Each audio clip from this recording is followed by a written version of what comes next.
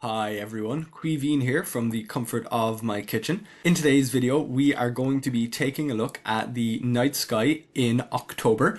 You may have caught my previous video where we took a look at some of the constellations as they looked in the reasonably distant past, but we're going to take a look at the constellations for the month of October.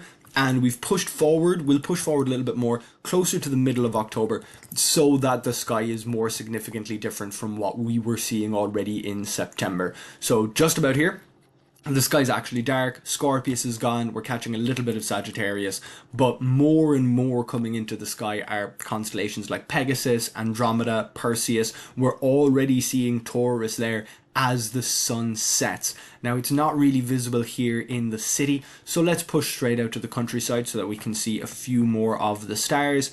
And there we go, the Pleiades are visible.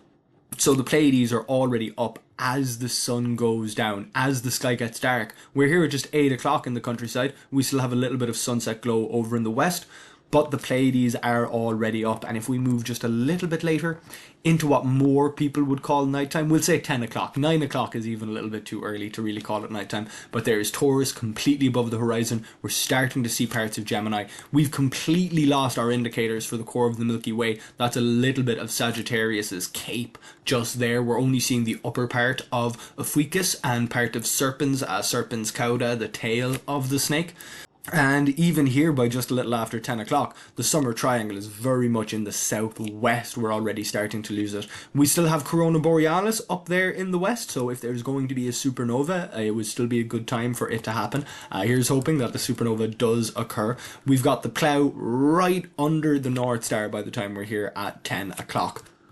All of these positions, all of these constellations, they help us to tell the time of night and the time of the year. We're not going to have constellations like Taurus making an impression early in the evening until we are through to October here in autumn.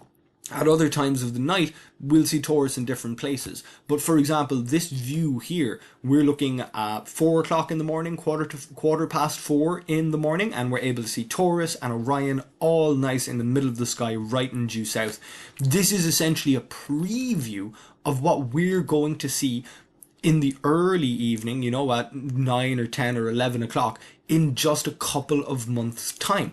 And that's something that we can demonstrate. So let's move back to that early time in the evening, 10 o'clock, which is certainly nighttime once we're through to the sort of late autumn date. But let's just move forward.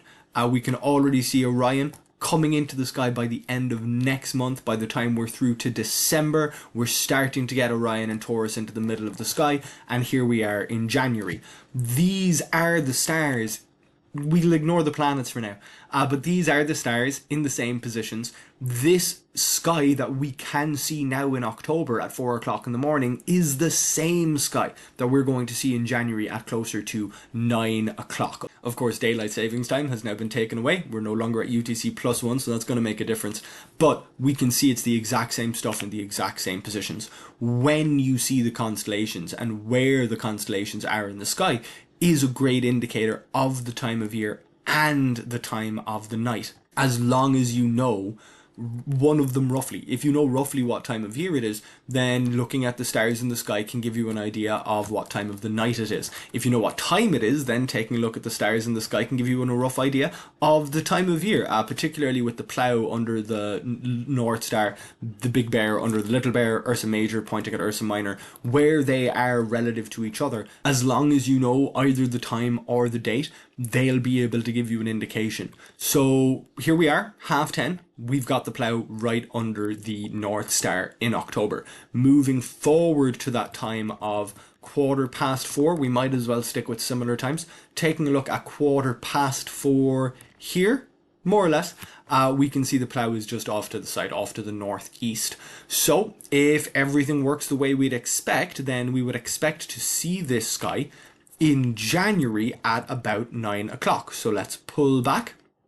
We'll pull back to 10, and we'll allow the change of daylight savings to make it 9 o'clock as we come past the correct date in November. Here we are moving forward. We can see the positions of the stars appearing to change. We're moving through December, and here we are into January. 9 o'clock, mid-January, and there they are in the positions that we'd expect. So even though these constellations, they move over the course of the night, and they appear to change position over the course of the year as well, but those things are sort of balanced. Where we see the stars doesn't really change. We can get a preview months in advance just by changing what time of the night we go out. Of course, with the northern sky and with the southern sky, with the sky in general, that's going to be interrupted by the sun coming up. There are going to be stars that we cannot see here in mid to late October that we will be able to see in the middle of summer. Stars that are blocked out, that are behind the sun. So there are certain constellations that will only pop up at certain times of the year. But even then, here we are looking forward to sunrise in October 10 to 7, and we've got Virgo and Leo. We've got Virgo just coming up out of the east. Now, in several months, once we're past February, I do think it'll be past February, then we're going to be able to see those constellations at a time closer to, again, we'll say 10 o'clock for here in summertime, and October is still in summertime according to daylight savings, but it will be 9 o'clock, there we go, once we're through to November, and who knows, we may have gone back into summertime by the time things line up, but I don't think we have. There we go, February. It is indeed February. There is Virgo and Leo, with a Virgo just coming up over the eastern horizon. They're the same pictures, they're in the same places. Where they are isn't changing. All that's changing is the time of the night at which we see them, where they are at a given time. And that's still just down to the Earth moving around the sun. As we change position around the sun, we'll see the stars in different positions. But us moving in a circle around the sun, it has a very similar effect to where we see things in the sky as the Earth turning in a circle over the course of a night and a day.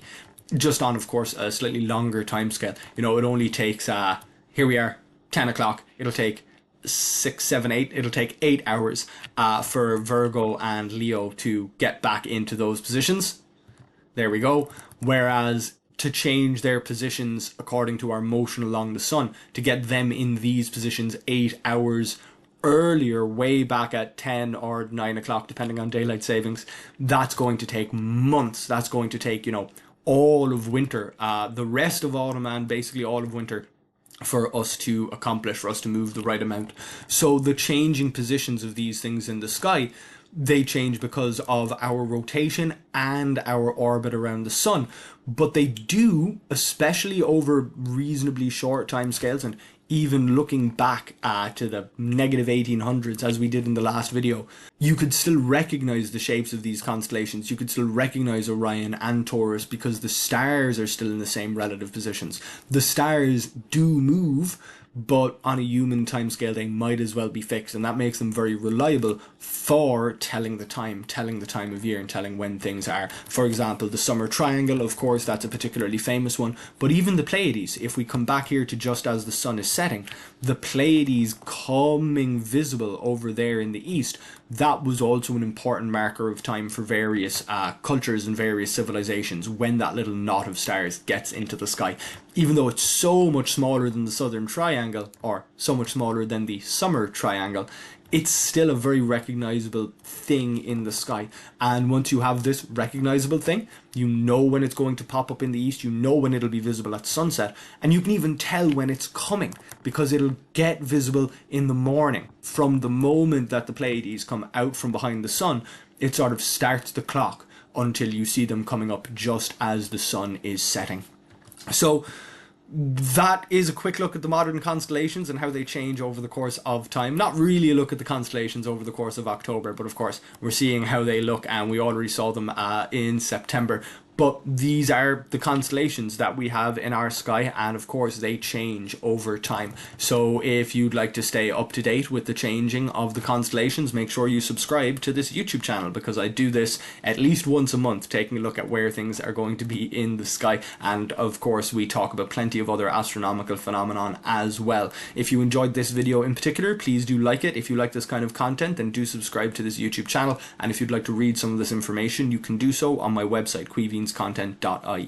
Thank you very much for watching, and hopefully I'll see you back here next time.